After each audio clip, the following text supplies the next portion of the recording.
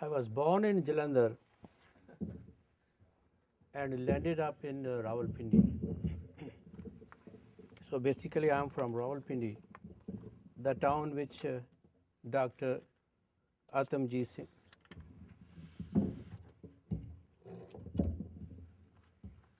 I think inhabited. So my humble tribute to Dr. Saab is it's close to I think 4 months when this gem of a man, Dr. Atamjit Singh, departed from this world. The presence of people of all faiths and ethnicities in this hall today speaks volumes for what Dr. Atamjit Singh stood for in his life. The most endearing qualities of him, as we heard, his humility, meekness, gentleness, both of speech and in acts, his all-embracing affection and love that unreservedly transcended the barriers of faith, race, and nationality, his assiduous avoidance of bitterness in life, and his amazing ability to forget and forgive. Dr. Atamjit Singh was indeed a symbol of that spirit that is most elusive these days, namely the spirit of amity and love for all and malice for none, to borrow Abraham Lincoln's famous phrase.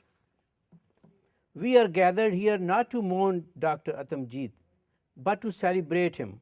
Rumi perhaps said these beautiful lines about people like him. When you see my funeral, don't say, what a separation. It's time for me to visit and meet the beloved. Since you have seen my descent, then do see my rising. Why complain about the setting of the moon and the sun? Which seed that went under the earth failed to grow up again? Ladies and gentlemen, Dr. Atamjit Singh was one such seed that last year went under the ground, not for fana or extinction, but for a fresh birth.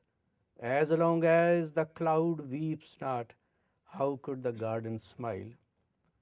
I have been asked also to say a few words about the most embarrassing themes that run in Urdu and Punjabi literature.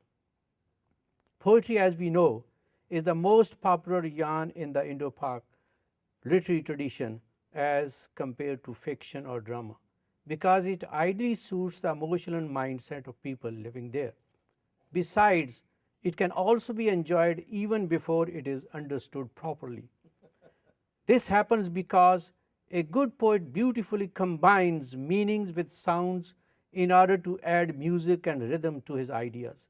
Like any other literature, Urdu and Punjabi literature both allot human sensitivities, emotions, and passions a prominent place. Punjabi is one such language, and this versatility and elasticity, because this is its most unique feature. Even a rustic, simple villager in a Punjabi village can comfortably talk in it, making extensive use of similes, comparisons, and by employing a good amount of redundant words.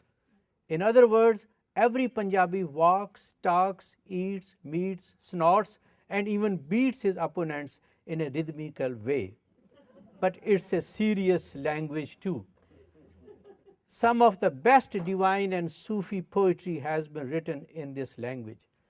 Some of the main themes that Urdu and Punjabi share are love and its journey from the strong physical stage to the sublime, spiritual and divinely one.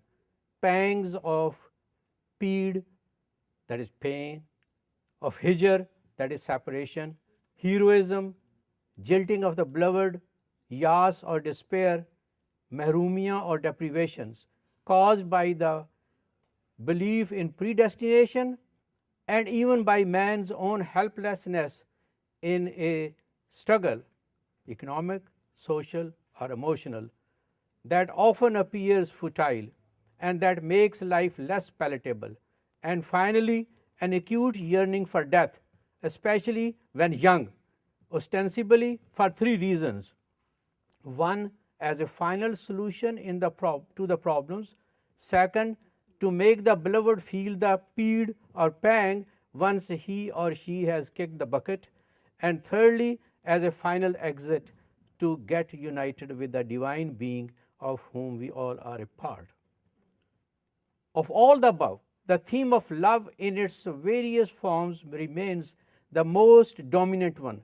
Love is deemed as a quality innate in everything that has been created by God.